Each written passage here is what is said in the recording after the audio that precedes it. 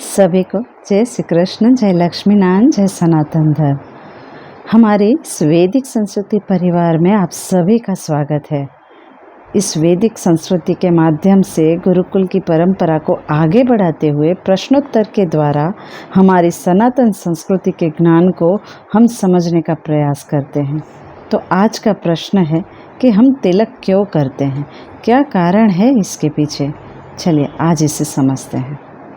हमारे वैदिक सनातन संस्कृति में कोई भी कर्म करने से पहले हमारे फोrehead के ऊपर 2 आईब्रो के बीच भ्रुकुट में तिलक किया जाता है। प्राचीन समय में तो सभी स्नानादि के बाद दिन की शुरुआत तिलक लगाकर ही करते थे। स्त्रियां भी कुमकुम का तिलक रोज़ाना लगाया करती थी, परंतु आज पाश्चात्य के प्रभाव के कारण तिलक की परंपरा लुप्त होती गई, क्योंकि एक कारण ये भी था कि उसके पीछे का विज्ञान हम नहीं जानते। शास्त्रों में तो कौन से कर्म के समय तिलक करना चाहिए ये भी वर्णित है। जब आप तीर्थस्थल में जाए, दान धर्म करते समय, जप करते समय, ध्यान करते समय, देवी देवता गुरु की सेवा करते समय, पितरों की पूजा करते समय, इन सभी कर्म करते समय हमें तिलक लगाना चाहिए। शास्त्रों में तो ये भी बात आती है कि अगर बिना तिलक कोई भी कर्म करते हैं तो वो निष्फल जाता है। जैसे कि हमें ये बात पता है कि शास्त्रों में कोई भी बात बिना कारण नहीं कही गई है, तो ऐसा क्यों कहा गया है इसे हम समझते हैं। जैसे कि हमें सबको पता है कि हमारे सूक्ष्म शरीर में 7 चक्र होते हैं, मूलाधार से लेकर सहस्त्रार तक। इन 7 चक्रों में एक चक्र हमारा दोनों आईब्रो के बीच होता है, जिसे हम आज्ञा चक्र कहते हैं, जो हमारी भ्रुकुटी के मध्य होता है। अब इस आज्ञा चक्र की जो प्लेसमेंट है वो कुछ इस प्रकार की है कि जो हमें यूनिवर्सल माइंड यानी कि परमात्मा और हमारा सबकॉन्शियस माइंड से जोड़ता है। इसे ऐसे समझते हैं कि जब हमें कोई भी कार्य करना हो तो उस कार्य को पूर्ण करने के लिए हमें हमारे सबकॉन्शियस माइंड को प्रोग्रामिंग करना होता है। तो ये प्रोग्रामिंग करने का जो तरीका है वो है तिलक लगाना, और जहाँ पर हम तिलक करते हैं उस चक्र का नाम ही है आज्ञा चक्र, और आज्ञा का अर्थ ही है आदेश देना। तो जब हम कोई भी कर्म करते हैं तो उस कर्म से हमें क्या चाहिए, और ये प्रक्रिया है तिलक करना। तो जब हम तिलक करते हैं तो हम उस चक्र को एक्टिवेट करते हैं, और इसके माध्यम से हम यूनिवर्सल माइंड और हमारे कॉन्शियस और सबकॉन्शियस माइंड को हम अलाइन करते हैं।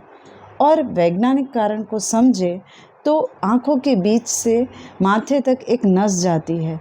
तिलक लगाने से उस जगह की ऊर्जा बनी रहती है, और तिलक करने से रक्त सप्लाई करने वाली मांसपेशियां सक्रिय हो जाती है। इतना ही नहीं, पद्म पुराण और बाकी पुराणों में 4 तरह के तिलक की बातें आती है, और वो है कुमकुम, केसर, चंदन और भस्म। और ये हमारे जो 4 पुरुषार्थ है, धर्म, अर्थ, काम और मोक्ष से हमें जोड़ते हैं। कैसे?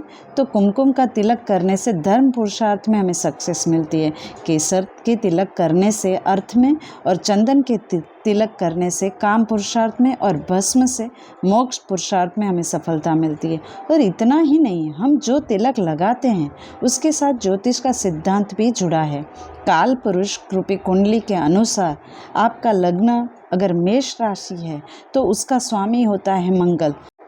तो मेष राशि आपके सिर का हिस्सा होती है। तो अगर मंगल की ऊर्जा आप पाना चाहते हैं तो आप कुमकुम से तिलक करें। और इसे अगर सरल शब्दों से जानें तो अगर आपको सफलता चाहिए तो केसर का तिलक कर सकते हैं, आपको शांति चाहिए तो आप चंदन का तिलक कर सकते हैं, और आपको ऊर्जा चाहिए, साहस चाहिए तो आप कुमकुम का तिलक कर सकते हैं।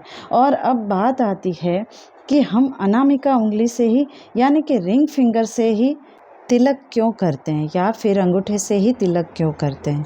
तो रिंग फिंगर अर्थ यानी कि पृथ्वी तत्व को रिप्रेजेंट करती है, और अंगूठा हमारे अग्नि तत्व को रिप्रेजेंट करता है। तो जब कोई युद्ध, लड़ाई या किसी जीत के लिए कोई जाए तो अंगूठे से हम तिलक करते हैं, क्योंकि तब हमें ऊर्जा की ज़रूरत होती है, और ऊर्जा हमें अग्नि से मिलती है। इसीलिए अंगूठे से हम तिलक करते हैं, जिससे हमारा तीनों माइंड, सबकॉन्शियस माइंड, कॉन्शियस और यूनिवर्सल माइंड अलाइन और और प्रोग्रामिंग हो सके। और पूजा पाठ के समय हम अनामिका से तिलक करते हैं, क्योंकि तभी हम जो कर्म करते हैं उसमें हमें स्थिरता मिले। इसीलिए हमारे थर्ड आई को हम अनामिका से एक्टिवेट करते हैं। आशा है आप सभी को तिलक करने का महत्व समझ आया होगा, और अभी से आज के बाद आप कोई भी बिना तिलक के आप घर से नहीं निकलेंगे और या अपने दिन की शुरुआत नहीं करेंगे। अगर फिर भी कोई प्रश्न हो तो आप पूछ सकते हैं। धन्यवाद। अस्तु।